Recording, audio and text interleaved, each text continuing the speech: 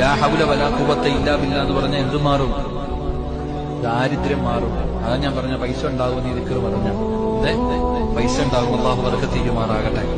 എന്റെ പ്രിയപ്പെട്ട സഹോദരങ്ങളെ, ലാ ഹൗല വലാ ഖുവത ഇല്ലാ ബില്ലാ 70 പ്രയാസങ്ങൾ അല്ലാഹു മാറ്റിത്തരും. അല്ലാഹു നോക്കി മാറാകട്ടെ. അതുപോലെ തന്നെ ലാ ഹൗല വലാ ഖുവത ഇല്ലാ ബില്ലാ എന്നാരെങ്കിലും പതിവായി പറഞ്ഞാൽ അവന് ഏതു ഭാരമുള്ള കാര്യവും അല്ലാഹു എളുപ്പമാക്കി.